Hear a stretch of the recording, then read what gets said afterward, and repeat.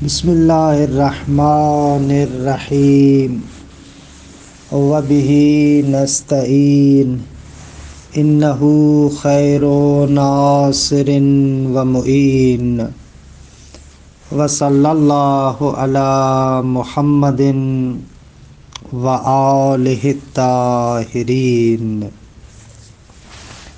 الحمدللہ، خداوند منان کے لطف و کرم سے ہماری گفتگو بدایت الحکمت کے چھٹے مرحلے میں ہے اور چھٹے مرحلے کی 9ویں فصل میں کم اس کے اقسام اور اس کے خواص کے بارے میں گفتگو تھی۔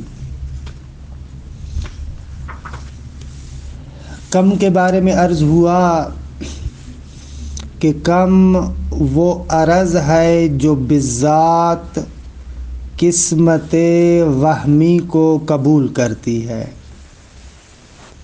پھر عرض ہوا کہ کم یا متصل ہے یا منفصل ہے۔ کم میں متصل یعنی جس کے اجزائے فرضی کے اندر آپ حد مشترک کو فرض کر سکتے ہیں، جبکہ کم میں منفصل میں اس کے اجزائے مفروض کے مابین حد مشترک کو آپ نہیں دیکھتے یا حد مشترک نہیں ہے۔ پھر عرض ہوا کہ کم میں متصل یا قار ہے یا غیر قار ہے۔ کم میں متصل کار وہ کم میں متصل ہے کہ جس کے اجزائے فرضی کے لیے اجتماع فی الوجود ہوتا ہے، یعنی وجوداً اس کے اجزائے فرضی مجتمع اور جمعاً موجود ہوتے ہیں، جبکہ غیر کار اس طریقے سے نہیں ہے، یعنی اس کا ہر جز جو موجود ہوتا ہے اس سے پہلے والا جز ختم ہو جاتا ہے۔ یہ اجمالی بیان تھا جو ہم نے آپ کی خدمت میں عرض کیا تھا۔ اچھا، کم میں متصل قار کو 3 قسموں میں تقسیم کرتے ہیں، یا جس میں تعلیمی ہے یا سطح ہے یا خط ہے۔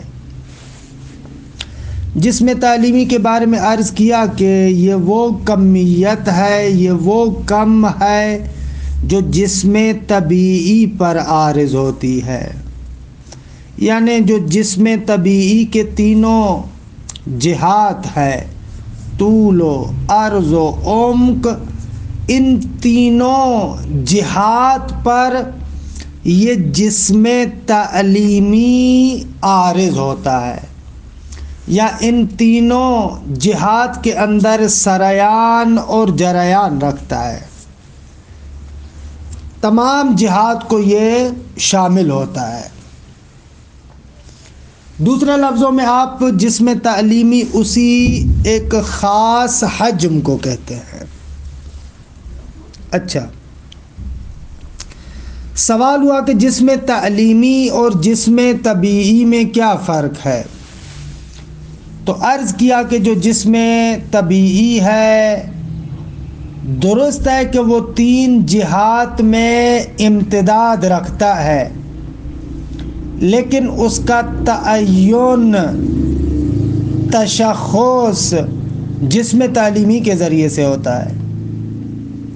لہٰذا آپ دیکھتے ہیں کسی بھی جسم طبیعی کے لیے جسم بما ہوا جسم جب ہم نظر کریں تو اس کے لیے حجم خاص کا ہونا ضروری نہیں ہے، یعنی ضروری نہیں ہے کہ ایک جسم کے لیے حتماً ایک خاص قسم کا حجم ہو، مثلاً 1 سینٹی میٹر مکعب ہو یا 0.5 سینٹی میٹر مکعب ہو یا 1 میٹر مکعب ہو یا 1 میٹر مربع ہو، نہ یہ حجم خاص جسم بما ہوا جسم کے لیے ضروری نہیں ہے. البتہ یہ اور بات ہے کہ جسم طبیعی جب بھی ہمارے سامنے متشخصاً و متعیناً تشخص کے ساتھ موجود ہوگا تو حتماً کوئی نہ کوئی اس کے لیے حجم ہوگا. لیکن حجم خاص جسم بما ہوا جسم کے لیے ضروری نہیں ہے. یعنی دوسرے لفظوں میں کسی بھی جسم کی ذات کے اندر حجم خاص دخالت نہیں رکھتا. خوب یہاں سے پتہ چل رہا ہے کہ جسم طبیعی اور جسم تعلیمی آپس میں فرق کرتے ہیں. جسم تعلیمی ایک عرض ہے، کمیت ہے، جبکہ جسم طبیعی جوہر ہے، عرض نہیں ہے. خوب اگر یہ مطلب روشن ہو گیا تو آپ آسان الفاظ میں یوں بھی کہہ سکتے ہیں جسم تعلیمی عرض، جسم طبیعی جوہر. جسم تعلیمی معین ہے جبکہ جسم طبیعی مبہم ہے. مبہم ہے یعنی کیا؟ یعنی ایک ایسا جوہر ہے کہ جو اصل طول و عرض و عمق تو رکھتا ہے لیکن غیر معین طریقے سے، مبہم طریقے سے. اس کا تعین اور اس کا تشخص اس کے عرض یعنی جسم تعلیمی کے ذریعے سے ہوتا ہے. دوسرے الفاظ میں آغا طول و عرض و عمق جسم تعلیمی کے لیے بھی ہے، جسم طبیعی کے لیے بھی ہے. اگر اس کو متعیناً دیکھیں تو جسم تعلیمی ہے، اگر اس کو مبہماً دیکھیں تو جسم طبیعی ہے. یہ ہو گیا جسم تعلیمی. دوسری قسم کم میں متصل کار کی سطح ہے. دیکھیں جو جسم تعلیمی ہے جہاں پر وہ ختم ہوتا ہے، مثلا ایک کتاب کو دیکھیں جہاں پر وہ ختم ہوتا ہے وہاں پر آپ کے سامنے سطح، یہ جو اس کی سطح ہے وہ آپ کے سامنے ظاہر ہوتی ہے. جسم تعلیمی حجم تینوں چاروں طرفوں سے جہاں پر ختم ہوتا ہے اس کو آپ سطح کہتے ہیں، اس کی سطح ہے یہ. بس جسم تعلیمی کی انتہا سے آپ اس نقطے کو سمجھتے ہیں کہ یہاں پر سطح ہے، اسی لیے کہتے ہیں کہ سطح انتہا جسم تعلیمی کو کہتے ہیں کہ سطح بذات خود طول و عرض، لمبائی اور چوڑائی میں قابل تقسیم ہے، لیکن جسم تعلیمی کے منتہا کو کہتے ہیں، ختم ہونے کو سطح کہتے ہیں. اور کسی بھی سطح کے اندر عمق اور ارتفاع نہیں ہوتا. جہاں پر جسم ختم ہوتا ہے وہاں پر ختم ہو گیا دیگے، وہاں پر نہ آپ کو عمق ملے گا نہ ارتفاع ملے گا. جب وہاں پر عمق اور ارتفاع نہیں ہے تو قہراً وہاں پر طول و عرض ہوگا فقط، وہاں پر عمق آپ فرض نہیں کر سکتے. درست ہے؟ اس کو کہتے ہیں سطح یا سطح. ایک اور قسم جو کم کی ہے وہ ہے خط. خوب خط اس سطح کی انتہا کو کہتے ہیں. یہ جو سطح ہے کتاب کی مثلا جہاں پر وہ ختم ہوتی ہے اس کو ہم خط کہتے ہیں. جہاں پر یہ سطح تمام ہوتی ہے، ختم ہوتی ہے، اس کو ہم خط کہتے ہیں. نتیجتاً وہاں پر آپ فقط طول کو فرض کر سکتے ہیں لیکن عرض یعنی چوڑائی وہاں پر نہیں ہوگی. درست ہے؟ بس اس لیے کہتے ہیں کہ خط یعنی وہ عرض کے جو فقط لمبائی میں قابل تقسیم ہے. یہ ہو گئے اقسام کم میں متصل کار کے. اس عبارت کے ٹکڑے کو دیکھیں، والمتصل القار علی ثلاثۃ اقسام. فرماتے ہیں کہ کم میں متصل کار 3 قسموں میں ہے، اس کی 3 اقسام ہیں. پہلی جسم تعلیمی وَهُوَ الْكَمِّيَّةُ السَّارِيَةُ فِي الْجِهَاتِ الثَّلَاثِ مِنَ الْجِسْمِ الطَّبِيعِي الْمُنْقَسِمَةِ فِيهَا. فرماتے ہیں کہ یہ جو کم میں متصل کار کی پہلی قسم جسم تعلیمی ہے اس کے بارے میں بیان کرتے ہیں کہ یہ وہ کمیت ہے کہ جو سرایان رکھتی ہے تینوں جہات میں، من الجسم الطبیعی. درست ہے؟ جسم تعلیمی جسم طبیعی کی جو تینوں جہات ہیں ان تینوں جہات پر یہ عارض ہوتی ہے، ادھر سریان رکھتی ہے، جریان رکھتی ہے۔ المنقسمت فیہا، درست ہے، یہ کمیت ساریہ کے المنقسمت فیہا جو ان تینوں جہات میں تقسیم ہوتی ہے دیگے۔ سطح کسے کہتے ہیں؟ وَهُوَ نہایت الجسم التعلیمی، فرماتے ہیں کہ سطح جسم تعلیمی کی انتہا کو کہتے ہیں، جہاں پر جسم تعلیمی ختم ہو جاتا ہے وہاں پر سطح آپ کے سامنے رونما ہوتی ہے۔ المنقسمہ فی جہتین، کہ جو دو جہتوں میں قابل تقسیم ہے، درست ہے۔ وخط وہو نہایت السطح، خط کسے کہتے ہیں؟ اس سطح کے انتہا کو، جہاں پر سطح ختم ہو جاتی ہے اس کو ہم کہتے ہیں خط۔ کہ المنقسمہ فی جہت واحدۃ، فقط لمبائی میں وہ قابل تقسیم ہے۔ وللقائلین بالخلاء، کہ ایک اور نقطے کو مرحوم علامہ ذکر کرتے ہیں۔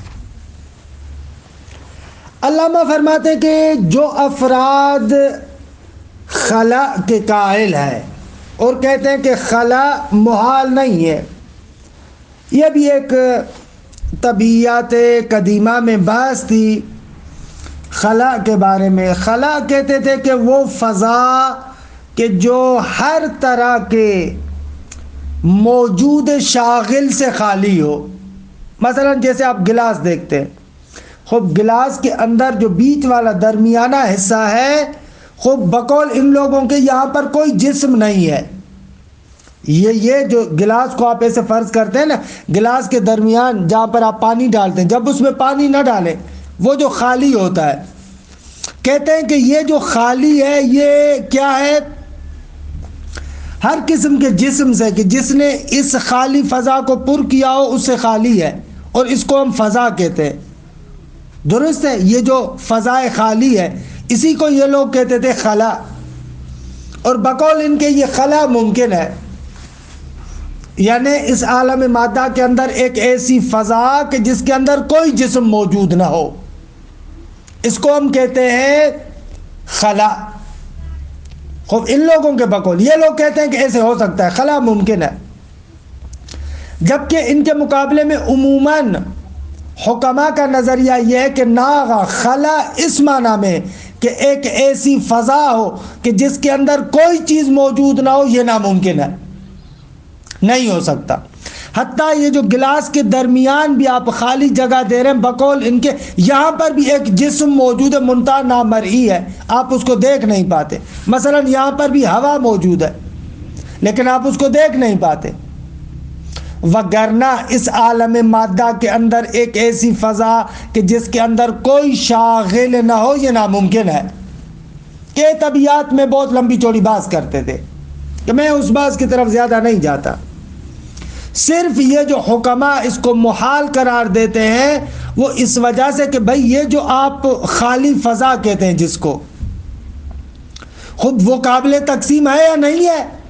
کیونکہ ایک خالی فضا، مثلا ایک جگ آپ مد نظر رکھیں اور ایک گلاس آپ مد نظر رکھیں، خود دونوں کو خالی رکھیں، دونوں میں پانی نہ رکھیں، وہ فضا کہ جو جگ کے اندر موجود ہے وہ بڑی ہے، زیادہ ہے اس فضا سے کہ جو گلاس کے اندر ہے۔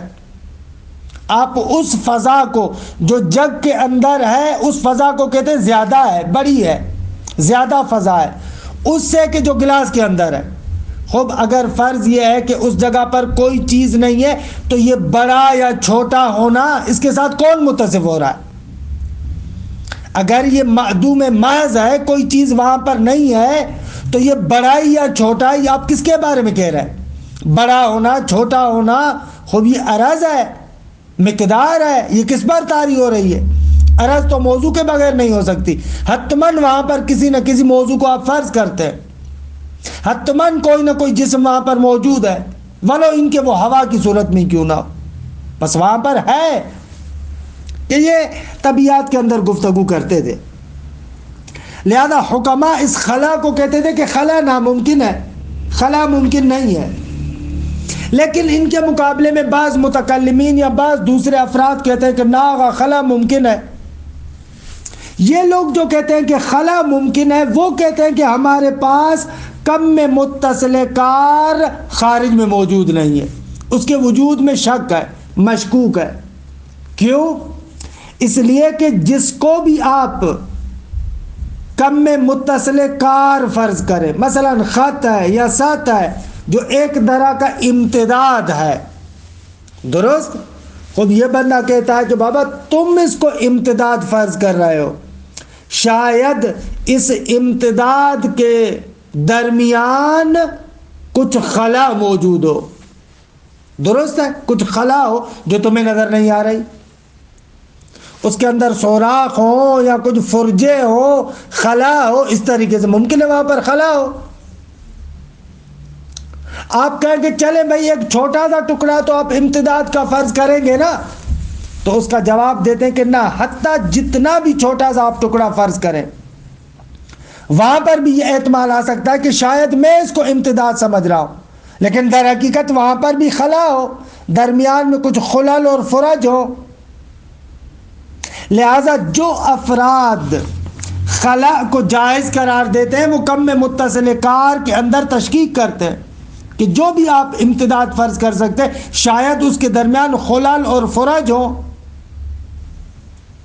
مرحوم علامہ فرماتے ہیں لیکن اصل مطلب یہ ہے کہ اس طریقے سے خلا کا اثبات کرنا مشکل ہے، کیونکہ اپنے جگہ پر جو دلائل دیتے ہیں اور ان دلائل سے ثابت کرتے ہیں کہ نا خلا ناممکن ہے۔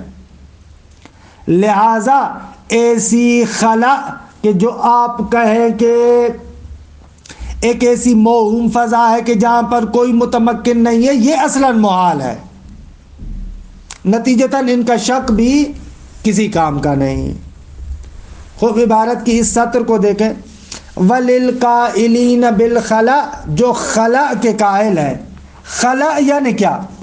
بمعنی الفضاء الخالی من کل موجود شاغل کے یملأہ، ایک ایسی فضا کہ جو خالی ہو ہر موجود سے، کہ جو من کل موجود، ہر اس موجود سے کہ شاغلن، جو اس کو گھیرتا ہو، اس فضا کو گھیرنے والا موجود ہو، آ جائے اس میں، اس سے خالی ہو، یملأہ، کہ جو آ کر اس خالی فضا کو پر کرتا ہو۔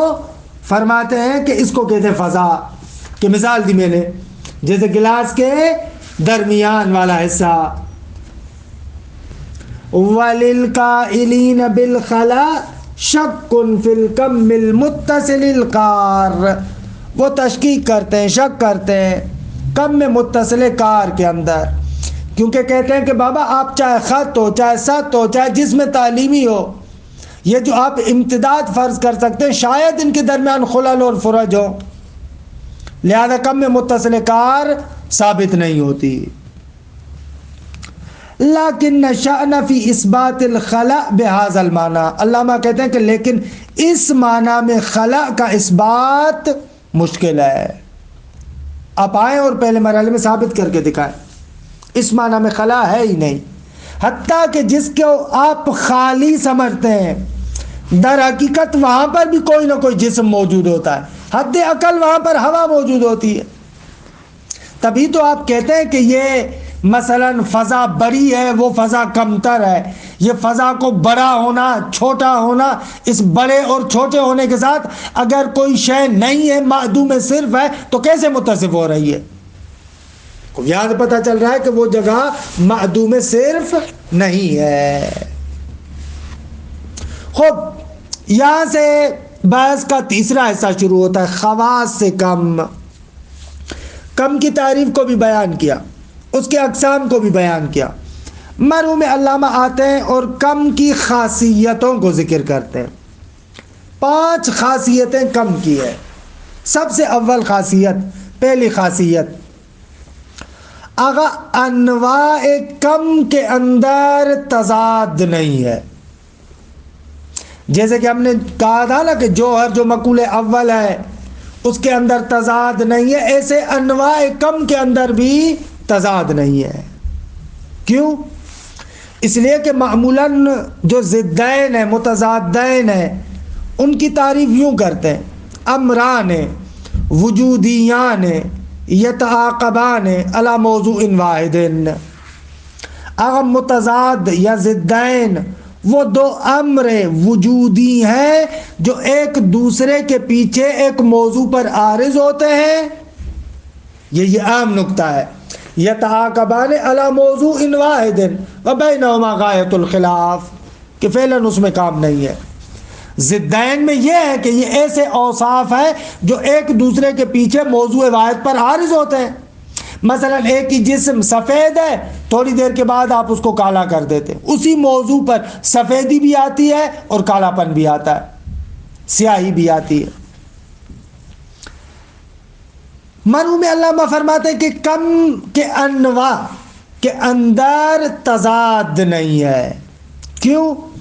اس لیے کہ انواع کم، جو کم کی مختلف انواع ہیں، چاہے متصل لیں چاہے منفصل لیں، پھر متصل کے اندر بھی چاہے کار لیں چاہے غیر کار لیں، پھر کار کے اندر بھی چاہے خط لیں چاہے سطر لیں چاہے جسم تعلیمی لیں، ان انواع میں سے کوئی بھی دو نوع کسی موضوع واحد پر ایک دوسرے کے پیچھے عارض نہیں ہو سکتے، کیونکہ جتنے بھی انواع کم ہیں ان میں سے ہر ایک کا موضوع جدا ہے۔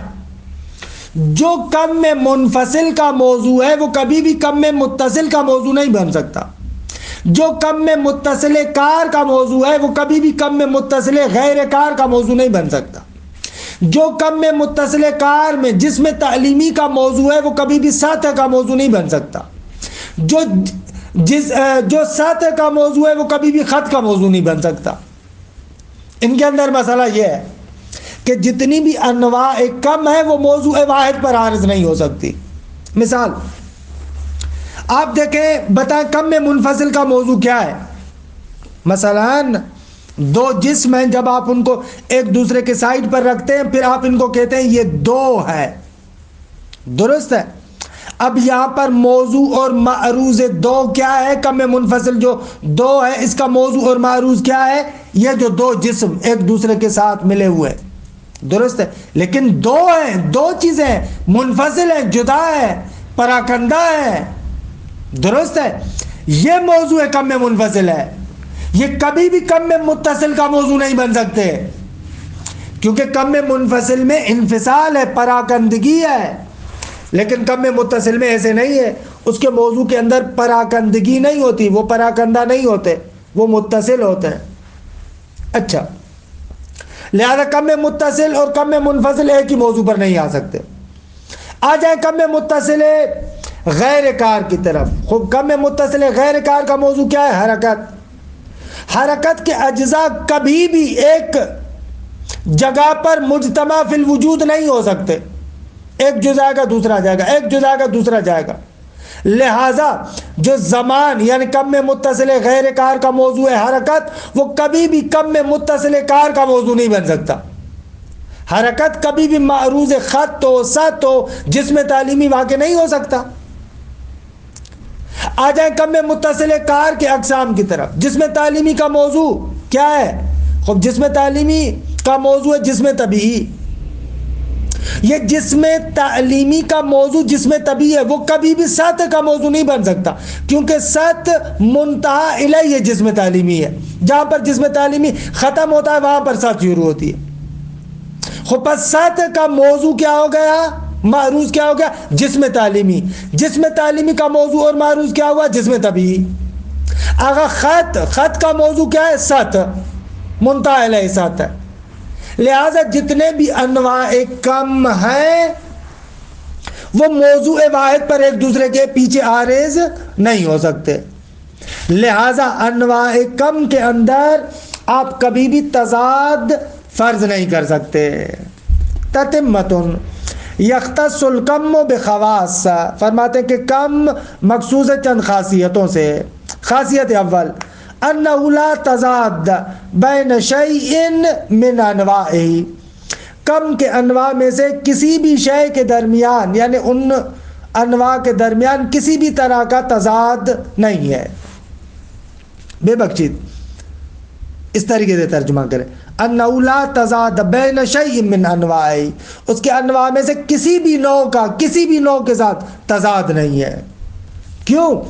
لعدم اشتراکها فی الموضوع، اس لیے کہ موضوع واحد میں شریک نہیں ہے.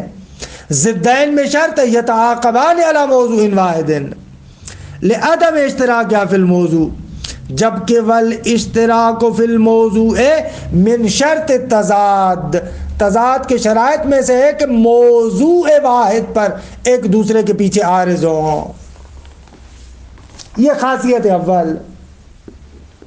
خاصیت دوم کی ہم توضیح دے چکے ہیں کہ کمیت قسمت وہمی کو قبول کرتی ہے، جو تعریف میں ذکر کیا تھا. الثانیۃ قبول القسمت الوہمیت بالفعل کما تقدم، اب جیسے پہلے گزر چکا کہ کم قسمت وہمیہ کو بالفعل اور بالذات قبول کرتی ہے. درست ہے؟ یہ دوسری خاصیت کہ جو عرض ہوئی. بالفعل سے کیا مراد ہے؟ بالفعل سے مراد یہ ہے کہ ابھی جس آپ کم کو تصور کر رہے ہیں، توہم کر رہے ہیں، اسی وقت آپ اس کے اجزاء بالفعل فرض کر سکتے ہیں، ایسے یہ مراد ہے. خاصیت سوم، اگر کم کے اندر عاد جو اس کو شمار کرے وہ آپ فرض کر سکتے ہیں. یعنی ایک ایسی چیز فرض کر سکتے ہیں کہ آپ کم کے انواع میں سے ہر ایک نوع کو اس کے ذریعے سے شمار کر سکتے ہیں. خوب، جب آپ ایک شے کو ایک کے ذریعے سے اس کو شمار کرتے جائیں گے تو بالآخر وہ چیز ختم ہو جائے گی. مثال دوں، کم میں منفصل کے اندر ایک کا عدد عاد ہے. آپ کسی بھی عدد کو فرض کریں، اس ایک کے ذریعے سے قابل شمارش ہے. 5 مثلا 5 مرتبہ قابل شمارش ہے. خوب، ایک پھر ایک پھر ایک پھر ایک پھر ایک پھر ایک، اسے 5 مرتبہ کریں تو قابل شمارش ہے. اور ایک مرتبے سے شمار کرتے جائیں بالآخر ایک کم متصل ختم ہو جائے گی. جب 5 مرتبہ آپ اس کو شمار کریں گے تو 5 کا عدد ختم ہو جائے گا. اسے کہتے ہیں عاد. اور اسی طریقے سے کم متصل میں بھی ہے، چاہے کم متصل کار ہو یا غیر کار ہو. کار میں چاہے حجم ہو، چاہے سط ہو، چاہے خط ہو، اس کے اندر آپ ایک ایسا جز فرض کر سکتے ہیں کہ جس جز کے ذریعے سے اس کل کو، پوری مقدار کو آپ شمار کرتے جائیں. درست ہے؟ شمار کرتے جائیں بالآخر ایک موقع پر پہنچ کر ان تمومی شدی ختم ہو جائے گی. اسی طریقے سے غیر کار کے اندر بھی. تو پس کم کی ایک خاصیت یہ کہ اس کے اندر عاد ممکن ہے. الثالثۃ وجود ما یعدہ، تیسری خاصیت یہ کہ کم کے اندر آپ ایسی شے کو فرض کر سکتے ہیں جو اس کو شمار کرے. اے یفنی ہے، اس کو شمار کرے یعنی اس کو فانی کرے. ایک گنتے جائیں بالآخر وہ چیز ختم ہو جائے گی. بِإِسْقَاطِهِ مِنْهُ مَرَّةً بَعْدَ مَرَّةٍ، ایک کو ساکت کرے، پھر دوسرے کو، پھر تیسرے کو، پھر چوتھے کو، ایسے ساکت کرتے جائیں، گراتے جائیں بالآخر وہ کم ختم ہو جائے گی. مثلا فالکم المنفصل کہ وہو العدد مبدأہ الواحد وہو عاد لجمیع انواعی، ایک کہ جو عدد کا مبدأ ہے، خوب آپ اس ایک کے ذریعے سے کسی بھی عدد کو شمار کرتے جائیں، یعنی ایک گراتے جائیں عدد ختم ہو جائے گا. ما ان بعض انواعہ عاد لبعض، جبکہ دوسرے جو انواع کم میں منفصل ہیں وہ دوسرے اعداد کے لیے عاد ہو سکتے ہیں، بعض کے لیے ہو سکتے ہیں، لیکن ایک ایسا عاد ہے جو سب کے لیے. مثلا 2 4 کے لیے عاد ہے. درست ہے؟ 2 4 کے لیے عاد ہے، لیکن 2 5 کے لیے عاد نہیں ہے.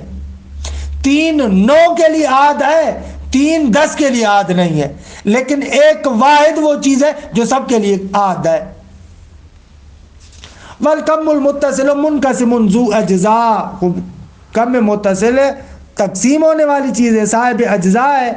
پھر اس سے فالجزء منہ یعد الکل، اس میں سے جو بھی ایک جز آپ فرض کریں گے اس کے ذریعے سے پورے کو، مکمل کو آپ کیا کر سکتے ہیں؟ شمار کر سکتے ہیں. اب شمار کر سکتے ہیں، ہر ایک شمارے سے وہ گرتا جائے گا.